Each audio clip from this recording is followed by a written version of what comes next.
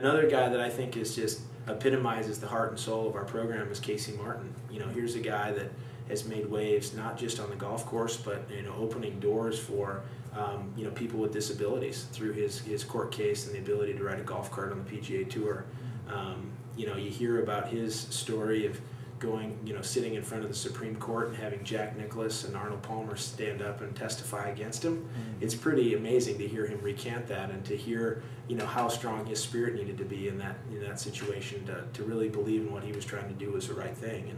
And he had a phenomenal college career and I think values what he gained from Stanford and this idea of making a difference in 18 or 20-year-old's life and doing that now at Oregon. It's funny because you ask Casey, who do you cheer for when Stanford plays Oregon, and he won't give you an answer because I think being born and raised in Eugene and then having played for 4 years at Stanford, that's a tough question for him. But he's doing an awesome job, and it's a privilege to call him a peer in the Pac-10. I mean, we talk a lot, and he's that's going to be a rivalry for. I think the Oregon-Stanford rivalry might be more case in point than anything in the years to come, just because of the job that Casey's doing in Eugene.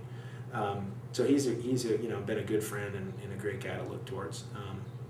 Will Yanigisawa, kind of unsung hero, like I said earlier, in our path to the NC2As in his 64 final round. Probably the guy that we all thought would go to the tour and play and be successful. He's still playing and trying to get there, but Q School's given him a little bit of trouble. At the time in college and still now, he's got one of the best short games that you'll find. He was a fantastic wedge player.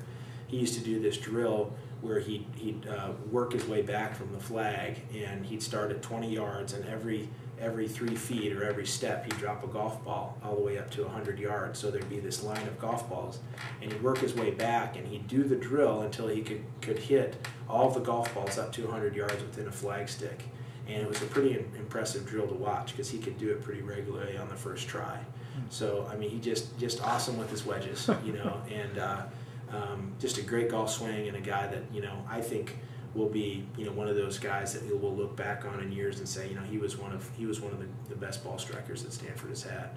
Joe Kribel, a local guy. I always remember Joe Kribel coming on his recruiting trip, and a man of few words, but he let his putter do the talking. He was probably the best putter I've seen to this day.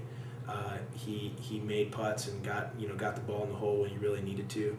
He showed up on his recruiting trip, like I was saying, in an old beat-up Ford blue truck that's probably a '76 old beater, And here he is coming on to Stanford. He's from Pleasanton, the Valley. We always gave him a hard time about being a redneck from the Valley, But he's just a great old, salt of the earth type of guy, and his work, he wanted to work at it, and he had amazing natural talent, and he's driving around campus in this old beat-up blue pickup.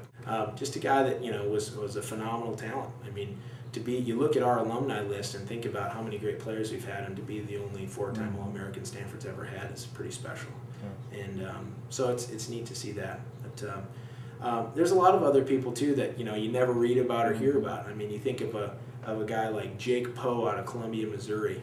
Here's a guy that came. There's all these guys that play kind of the different roles, whether it's the team comedian or the team motivator or the team manager, whatever. I mean, I think those are the guys that I think are special stories too. And we probably don't have enough tape to tell all the Jake Poe stories, or we either have to edit them or do something different. But there's hilarious stories about that. I remember we had 2 guys on our team, Jake Poe and Harry Crum. Jake Poe's from Columbia, Missouri, and Harry Crum they're both successful guys now working in different industries. But Harry and Jake were in charge of dropping the team off one day to the airport in San Francisco. Funny anecdote. And there's a picture that exists out there. Wally was real protective of the van, but for some reason he gave these guys the keys, and they would not be the guy that I'd throw the keys to. But I guess they dropped us off at the airport and decided to take their chances driving down into San Francisco for a little soda, if you know what I mean. And so lo and behold, they're in some very shady area in downtown San Francisco, probably having a beer when they shouldn't, and the van breaks down. So there's a picture of them in front of some crazy bar in downtown San Francisco with the old Stanford golf van up on the tow truck. So, and to this day, I don't know if Coach Goodwin knows that story, but I mean, there's a lot of those kind of the threads that they kind of go through every team and the memories. I think you'll find that with as you I haven't seen Mr. Space or Mr. Tatum's interview yet, but I think that to me the memories come from those relationships and those teammates that you have, and not about the scores. Like I think it's if to a T, you'll probably interview a lot of people and they won't talk much about what they shot or exactly what the scores were that day, but they'll remember people and they'll remember stories and anecdotes for them. So there's a lot that have gone through here for sure. One final question for me is, have you found it to be important for a Stanford golfer to aspire and dream about greatness, about playing professionally, so that they have that inner motivation that might take them to another level? I think it's key. I think that if we're going to run the program we want to run, you can't have guys here playing that don't somewhere in the back of their mind think about the PGA Tour. I really do think that that's important.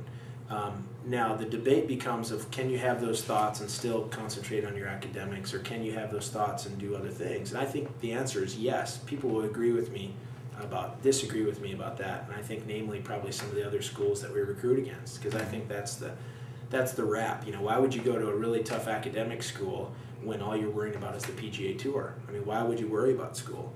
But my take on it is that that's a flawed argument, because no matter what you do, even if you play golf, like I mentioned earlier, Tiger credits a lot of his success to the skills he learned as a person here at Stanford. So to me, it's such a hard endeavor anyways. Why not go to a great academic institution and also have that goal of playing the PGA Tour? And at the end of the day, too, my job as a coach is to set it up to facilitate that. So, I mean, academics, the academic side is over here. My job is to set it up and say, okay, if you want to play the PGA Tour, how do we get you there? Is it an equipment issue? Is it a swing issue? Is it a scheduling issue? Is it a fitness issue? Is it a nutrition issue? I mean, what is it? Let's figure out your recipe and work on those things. And hopefully at the end of 4 years, you can leave here as a player and a person and say, I've gotten better. So, thank you very much. Yeah, no, it's great. Thank you. This is great.